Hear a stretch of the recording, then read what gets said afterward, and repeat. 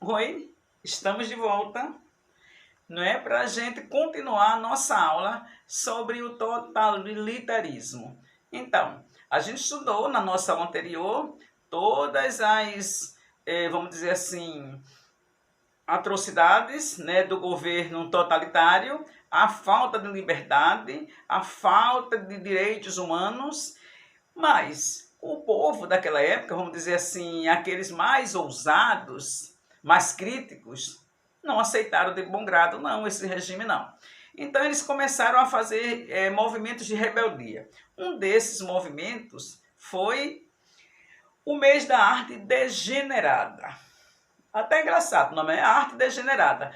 Mas não era, gente. Para eles, era para os artistas que fizeram essa Semana de Arte Degenerada, era uma arte moderna, uma arte crítica, uma arte diferenciada do comportamento certinho, né, dos totalitários. Então, eles fizeram uma arte nova, né? Ele chamou de arte moderna, uma arte mais crítica. Mas os conservadores da época disseram que a arte era degenerada, que estava comprometendo a arte brasileira, que não merecia credibilidade. Mas eles fizeram assim mesmo, né? Então, artistas de todas as categorias, tipo pintores, escultores, poetas, pessoas que faziam música, todos eles começaram a fazer essa Semana de Arte Degenerada, que fez muito sucesso na época, muito sucesso mesmo. Então, vamos ver. A arte degenerada. Vocês estão vendo aí, para começar, algumas figuras distorcidas, né? Como eles acreditavam que a sociedade deveria ver. Na verdade, essa arte foi de uma época em que as pessoas não eram felizes. Pessoas sem liberdade não são felizes. Então, vocês vão perceber ao longo da nossa amostragem aqui de algumas imagens que as pessoas não têm o rosto feliz, não demonstra felicidade. Eles são tristes, apáticos, né? Por quê? Porque as pessoas não tinham, né, vamos dizer assim, esse sonho, não tinha aquela esperança. Não tinham isso porque o sistema abafava todo tipo de libertação desses povos. Aqui, o expressionismo. A expressão é bem triste, né? Bem apática. As pessoas naquela época viviam como se sobrevivessem, só sobrevivessem. Mas viver as alegrias da vida não era possível. O sistema não permitia que isso acontecesse. Então as pessoas obedeciam, ficavam caladas. E aí, essa arte foi justamente para acabar com essa apatia e trazer as pessoas à realidade como era, né, o sistema daquela época. Aqui, olha, essa pintura aí do Cristo crucificado, claro que esse quadro nunca foi uma pintura feliz, mas vejam as expressões, gente. A expressão é de tristeza profunda, vamos dizer assim, de empatia, o que era ligado às coisas divinas, né? Uma coisa assim quase que macabra, porque era assim que as pessoas se sentiam, marginalizadas, crucificadas pelo sistema. Aqui, olha, a gente olha assim e diz, nossa, eu só vejo rabiscos, não entendo nada da arte. Mas é porque, gente, as pessoas já estavam confusas mesmo, suas mentes estavam nebulosas. Não havia alegria, não havia, vamos dizer assim, um prazer de se pintar uma coisa assim mais, vamos dizer assim, mais aprimorada. Eles faziam o que eles achavam que era o sistema na época. Era uma coisa que tirava mesmo a alegria e a compreensão de todos. Esse quadro aí ficou famosíssimo. O Grito é um dos quadros mais caros do mundo. Esse quadro representa muito a depressão que vivia o povo naquela época. Vejam a expressão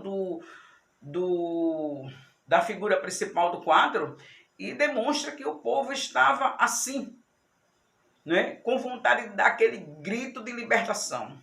Então esse quadro fez muito sucesso, não na época, mas depois que passou esse regime, esse quadro ficou famosíssimo e representa muito, né, o estado de espírito das pessoas na época totalitária. Vejam aí, olha, um palhaço que não fazia graça, né, gente? Os palhaços sempre existiram, mas às vezes tem palhaços que você olha para ele e faz até medo. Então, herança de uma época que os palhaços não conseguiam rir nem fazer as pessoas rirem. Por quê?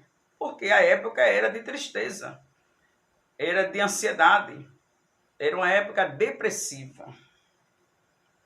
Aí mais uma pintura impressionista, né? Em que mostra a confusão que estavam as pessoas naquela época, que não entendiam por que teriam que viver num regime autoritário como aquele. Então, essa arte que eles chamaram de arte degenerada, na época, ela foi muito criticada pelos conservadores. Aí num bar, geralmente os amigos se reúnem para rir, para conversar, trocar ideias, falar de futebol, mas aí vejam a tristeza desses homens, não é? Uma tristeza como quem diz assim, nossa, eu estou bebendo só para esquecer que a gente vive nessa vida sem nenhum tipo de direito. As pessoas não tinham direitos humanos, nem de falar, nem de se expressar, nem de nada que trouxesse eles para uma vida mais feliz.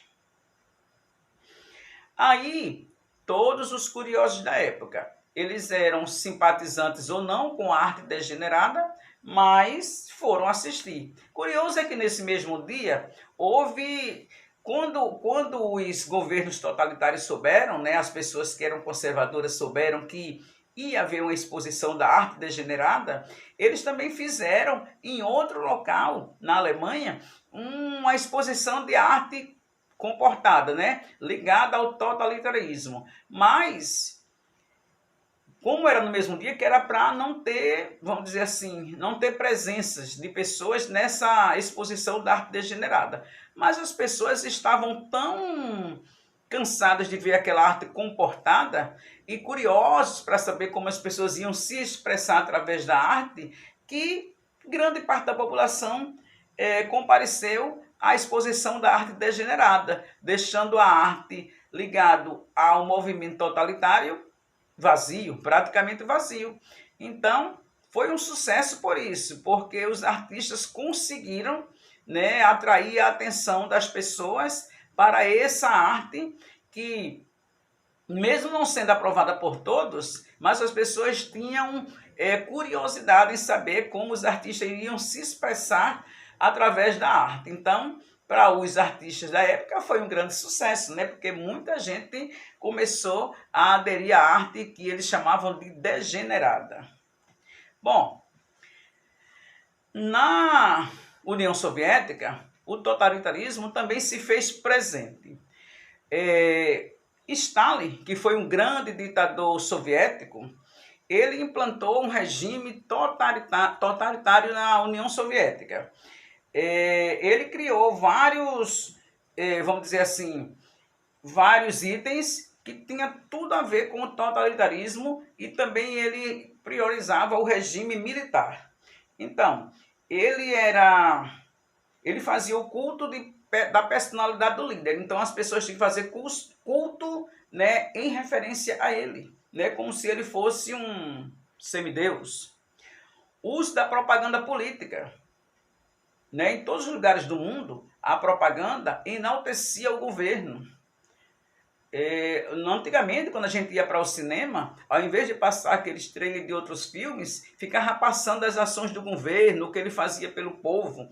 Então, isso era uma maneira de mostrar que o governo estava presente em tudo que a gente fazia. E mostrar também, né, vamos dizer assim, as belezas, né, do governo, as suas ações em favor do povo. E, como vocês sabem, né, tem muita gente que acredita e acabavam indo na conversa do governo e achavam que eles estavam realmente preocupados com o povo. Proibiu o culto religioso. Ele achava que também que a religião afastava as pessoas das coisas do governo. O governo tinha que ser super autoritária está acima de qualquer questão, acima dos direitos do povo, acima da religiosidade, acima de qualquer coisa que não fosse as ordens do governo totalitário. Então, Stalin instituiu o culto da personalidade, como eu já disse, mandou erigir estátuas suas e cartazes com seu retrato para toda a União Soviética. Então, todas as escolas tinham uma foto de Stalin. Nas praças principais tinha uma estátua em homenagem a ele. Quer dizer, as pessoas faziam desfiles, né, no dia da independência de seu país, carregando as fotos de Stalin, né, cartazes enormes. Então, ele tinha que ser reverenciado, né, como sendo chefe da nação, uma espécie de semideus. Mobilizou a população para a reconstrução econômica e para a competição internacional, atribuindo prêmios de produtividade e promovendo os heróis do trabalho. Então, para ele, o trabalho estava acima de tudo. Quanto mais se trabalhasse para enriquecer a nação, mais era, vamos dizer assim, priorizado pelo governo. Então, nos governos totalitaristas, o que importava era a obediência e o trabalho. E os direitos humanos ficavam à margem da sociedade. Aí, olha, eles também, como eu já disse na outra aula, eles eram carismáticos. Geralmente eles pegavam crianças, né, faziam carinho, e as pessoas ficavam, né, achando que ele era realmente assim, aquela coisa romanceada. Então, vocês estão vendo aí que ele está sendo bem carismático, segurando uma criança e mostrando aí um dos chefes da nação, futuro da nação, que estava na mão dessas crianças. Então, vejam que eles não perdiam tempo para mostrar para o povo, para, vamos dizer assim, ludibriar o povo, achando que o governo deles queria o correto. Então, e como eu disse, muitas pessoas acreditavam. Vocês estão vendo aí ele sendo reverenciado, sendo homenageado, as pessoas oferecendo flores, rindo, achando que ele era realmente o pai da população. Bom, eu espero que vocês tenham gostado dessa aula, né? Eu sou meio crítica, vocês sabem disso, mas são os fatos, né, gente? Estão aí, ninguém é feliz sem ter liberdade, não é isso? Então, eu passei uma atividadezinha para vocês. Vocês vão abrir o livro de vocês na página 86, trabalhando com documentos. Analise a imagem da tela Guernica, de Pablo Picasso, que foi um dos pintores também da época da arte degenerada, que representa os horrores dos ataques nazistas à cidade basca. Depois copie as questões abaixo no caderno e resolvam. Vamos debater essas questões juntos na nossa aula online, né? A gente vai chegar a um consenso, mesmo que a resposta de vocês não esteja igual à minha, mas vocês sabem que eu aceito, desde que não fuja do contexto, não fuja da matéria que foi dada. Beijo grande, ainda continua, a saudade cada vez aumenta mais. Vamos rezar para a gente voltar logo às nossas aulas presenciais. Beijo e até a próxima.